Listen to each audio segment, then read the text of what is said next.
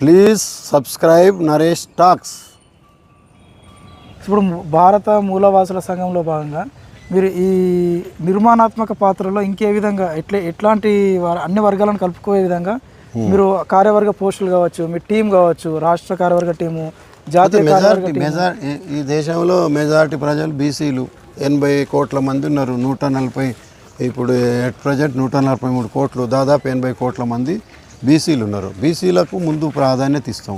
తర్వాత చైతన్యమైన ఎస్సీ వర్గాలకు, అలాగే క్రిస్టియను, ముస్లిం వర్గాలు, అలాగే శూద్రులైనటువంటి అప్పర్ క్యాస్ట్లో ఏదైతే చెప్పుకుంటారో ఈ రెండు రాష్ట్రాల్లో కమ్మలు, వెల్మలు మేము పెద్ద కులం అని అనుకుంటారో, మేము ఆధిపత్య కులాలు ఏవైతున్నాయో, రాజకీయ ఆధిపత్య, అలాగే ఆర్థిక ఆధిపత్య కులాలు ఏవైతున్నాయో వాళ్ళకు కూడా ఇక్కడ చోటు కల్పిస్తాం.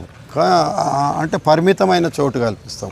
కానీ ఇప్పుడు కమ్మలు, కాపులు మేమే ఆధిపత్యం అనే భావనలతోటి కొద్దిమంది ఉన్నట్లు కనిపిస్తుంది. వాళ్ళు స్పేస్ ఇచ్చే అవకాశం ఉందా ఇక్కడ? వాళ్ళు ఎందుకు ఇస్తారు? మనమే మెజారిటీ కదా. మనం నిర్ణయం తీసుకుంటే వాళ్ళే మన మీద ఆధారపడి ఉంటారు. వాళ్ళే అడుక్కునే పరిస్థితి వస్తుంది.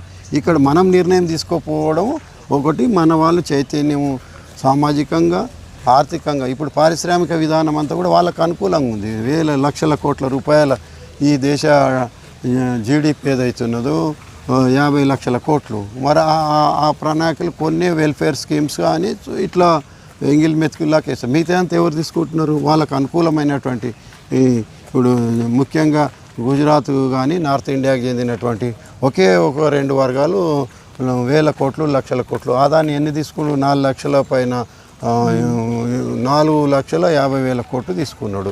మరి అవన్నీ ఎవరి డబ్బు? ఆ జిఎస్టీ అంతా కలిసి 24 లక్షల కోట్లు. ఒక ఎగ్జాంపుల్ ఆదాని చెప్పారు. ఇప్పుడు ఈ డబ్బు అంతా ఎవరిది? ఈ జిఎస్టీ ఎవరిది? జిఎస్టీ పేద ప్రజలదే కదా. ఎక్కువ జిఎస్టీ ఎవరు కడుతున్నారు ఈ దేశంలో? పేద ప్రజలు కడుతున్నారు. ఈ జిఎస్టీ మళ్ళీ రిటర్న్ రావాలి కదా, దానికి లెక్కలేడు ఉన్నాయి. అందుకే జిఎస్టీ కట్టే వాళ్ళకు కూడా పారిశ్రామిక విధానంలో వాళ్ళకు భాగస్వామ్యం రావాలి. ఇప్పుడు నిన్న మొన్న సుప్రీంకోర్టులో ఎస్సీ ఎస్టీ బీసీలకు కూడా సిజేఐ గారు, గవాయ్ గారు రిజర్వేషన్లు అన్నాడు. మరి ఇందులో కూడా పారిశ్రామిక విధానంలో రావాలి, రిజర్వేషన్స్ రావాలి అనేది మనం అంటున్నాం. ఇన్ని లక్షల కోట్ల బడ్జెట్లో మన స్థానం ఏమున్నది? ఒక చిన్న పాన్ డబ్బా పెట్టుకున్నా అంటే లోన్ ఇయ్యరు, ఒక ట్రాక్టర్ కొంటామంటే లోన్ ఇయ్యరు, ఒక బర్రెను కొంటామంటే లోన్ ఇయ్యరు, చెప్పులారుగా వాళ్ళ తింపుతున్నారు. మరి 1000 కోట్లు ఎందుకు ఇస్తారు? ఏంది బేస్ ఏంటి అసలు? అది దాని కారణం ఏంది? వాళ్ళకి ఇవ్వడానికి, మనకి ఇవ్వకపోవడానికి కారణం ఏంటంటే ఓన్లీ సోషల్గా ఏదైతే డిస్క్రిమినేషన్ ఏదైతే ఉందో ఓన్లీ క్యాస్టే. అన్నిటికీ కారణం డాక్టర్ బాబాసాహెబ్ అంబేద్కర్ చెప్పింది ఏంటంటే ఈ దేశంలో కులం నిర్మూలన జరగాలని చెప్పింది. నిర్మూలన అంటే ఒక ఆర్థిక అభివృద్ధి, సామాజిక ఈక్వాలిటీ వచ్చినప్పుడు నిర్మూలన జరుగుతుంది. అట్లా. సో మీరు ఈ కార్య విస్తరణలో భాగంగా ఇప్పటివరకు మీరు జాతీయ వ్యాప్తంగా ఎన్ని కమిటీలు వేశారు? ఎంత ఎన్ని రాష్ట్రాలకు మీరు కమిటీలు నియమించడం జరిగింది? తెలంగాణ రాష్ట్రంలో ఎన్ని జిల్లాల్లో? స్టార్టింగ్ తెలంగాణలో ఒక వారం అయింది. ముందు తెలంగాణ, దెన్ ఆంధ్రప్రదేశ్, ఆ 3వ స్టెప్లో సౌత్ ఇండియా, 4వ స్టెప్లో నార్త్ ఇండియా. ఈ దేశమే యూనిట్ మనకు. కానీ మొదటగా మనం ఉండే సొంత భూమి అంటే తెలంగాణ రాష్ట్రంలో ముందు మనం కమిటీలను నిర్మాణం చేస్తాం. సో ఇట్లా కమిటీలు వేసేటప్పుడు మీకు వచ్చినటువంటి ఆదరణ ఎట్లా ఉంది? చాలా బ్రహ్మాండంగా ఉంది. వారంలోనే మేము 7-8 కమిటీలు వేసినాం. ఇప్పటికి 5-6 జిల్లాల కమిటీలకు మేము అధ్యక్షులని అవన్నీ చేసినాం. ఇప్పుడు ఆన్లైన్ సోషల్ మీడియా ద్వారా కూడా మాకు చాలా రెస్పాన్స్ వస్తున్నది. భవిష్యత్తులో మీరు ఈ ఆర్గనైజేషన్ వ్యాప్తంగా ఇంకా నెక్స్ట్ ఏమేమి కార్యక్రమాలు ఇప్పుడు ఉన్న పరంగా కమిటీలు వేసిన తర్వాత దేశవ్యాప్తంగా మీరు స్టెప్ తీసుకున్న ఫస్ట్ స్టెప్ ఇంకా చర్చ జరుగుతుంది. ముందు యూనిటీ రావాలి, అదే పెద్ద సమస్య. తర్వాత మన హక్కులు, రైతులు, తర్వాత ముందు యూనిటీని సాధించడం, ఈ వర్గాల మధ్యలో ఐక్యము, సోదరభావము, ఈ విడిపోయి ఉన్న సమాజాన్ని జోడించడమే ముఖ్య ప్రధాన ఉద్దేశం. తర్వాత సమస్యలు, అప్పుడు చర్చ చేస్తాం. ఈ వర్గాల నుంచి ఒక చర్చా సదస్సు పెడతాం. ఏమేమి తీసుకుందాం ప్రస్తుత పరిస్థితులకు అనుకూలంగా అప్డేటెడ్ ఇష్యూస్ మా దృష్టికి వచ్చినప్పుడు దాని మీద తప్పకుండా చేస్తాం.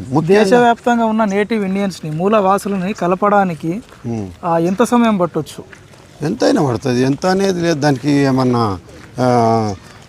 తెలంగాణ ఎన్నడు వస్తుంది అని అంటే అది 14 ఏళ్ళ తర్వాత వచ్చింది. అది 14 ఏళ్ళ లెక్క కాదు, మూడు సార్లు కొట్లాడుతూ వచ్చింది.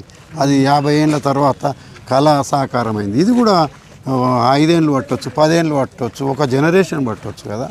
అట్లా మనం ఏమన్నా టైం బాండ్ పెట్టుకొని చేయలేం. మనం ఒక వారసత్వాన్ని మూమెంట్ను మనం ఇస్తున్నాం అన్నట్టు. ఫైనల్గా మీ ఆర్గనైజేషన్ నుంచి మీరు ఏమన్నా ఏం చెప్పదలుచుకుంటారు? మీ ఆర్గనైజేషన్ కార్యకర్తలకు కావచ్చు, మీ సంస్థకు యొక్క అవుట్పుట్ కావచ్చు, ఇది కూడా మేము ఇంకోటి కూడా వాలంటీర్ ఫోర్స్ కూడా చేస్తున్నాము.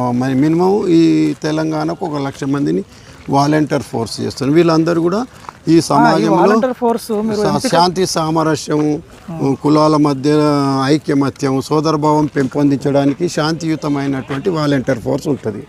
ఈ వాలంటీర్ ఫోర్స్ ఎంపికలు అంటే ఈ 1 లక్ష మంది కార్యకర్తలు అంటే మంచి శారీరకంగా వాళ్ళకి ట్రైనింగ్ ఎట్లా ఇవ్వబోతున్నారు, శారీరకంగా వాళ్ళకి ఎట్లా సంసన్నం చెందుతున్నారు, అంతకంటే ముఖ్యంగా మానసికంగా వాళ్ళని ఎట్లా ట్రైన్ చేయబోతున్నారు, వాలంటరీ వ్యవస్థ ఏ విధంగా ఉండబోతుంది, వాళ్ళ ఎట్లా ఎంపిక ప్రక్రియ ఎట్లా ఉంటుంది? వాలంటీర్ ఫోర్స్ మీన్స్ ఏదో యుద్ధం చేయడానికి కాదు, మానసికంగా ఫిట్ ఉన్న వాళ్ళే వాలంటీర్ ఫోర్స్ ఫస్ట్ ఉంటుంది. అంటే కొంత అవగాహన ఉండాలి సమాజం మీద, సోషల్ మీద, ఈ సాటి మనిషిని ప్రేమించాలనేది ముందు అర్హత, తర్వాత దేహదారి. అది 20 నుంచి 30 లోపలే ఆ వాలంటీర్ ఫోర్సు మేము పెడతాము. వాళ్ళ ద్వారా ఏమవుతుందంటే ఈ సమాజంలో జరిగే ఏమన్నా ఘర్షణలు అవి ఇవి ఉంటే వాటిని మాపడానికి కోసం మా వాలంటీర్ ఫోర్సు శాంతియుతమైన వాతావరణాన్ని తీసుకురావడం కోసం ఆ వాలంటీర్ ఫోర్సు పనిచేస్తుంది. 1 లక్ష మంది తెలంగాణలో వాలంటీర్ ఫోర్స్ చేస్తాం. అంటే ఘర్షణకు దిగదు, ఘర్షణకు దిగితే ఎదుర్కొనే విధంగా, ఘర్షణకు దిగితే కూడా కాదు, ఘర్షణలు వస్తే మాపడానికి, రూపుమాపడానికి ప్రయత్నం చేస్తాయి, మంటలు చల్లార్పడానికి. నేటివ్ ఇండియన్స్ ఫోరం నుంచి మీరు ఇంకేమైనా ఫైనల్గా ఏం చెప్పదలుచుకోరు? ఫైనల్గా మేము విస్తరణ చేస్తాం, కమిటీలు విస్తరణ చేస్తాం, ఈ ఐడియాలజీని విస్తరింపజేస్తాం, భావజాల వ్యాప్తి చేస్తాం. మీ సంస్థకు సంబంధించి ఏమైనా డ్రెస్ కోడ్ ఏమైనా, ఇప్పుడు చాలా ఆర్గనైజేషన్లకు చాలా డ్రెస్ కోడ్లు ఉన్నాయి, ఇంకా చర్చ చేస్తున్నాం, ఇంకా చర్చలు ఉన్నాయి.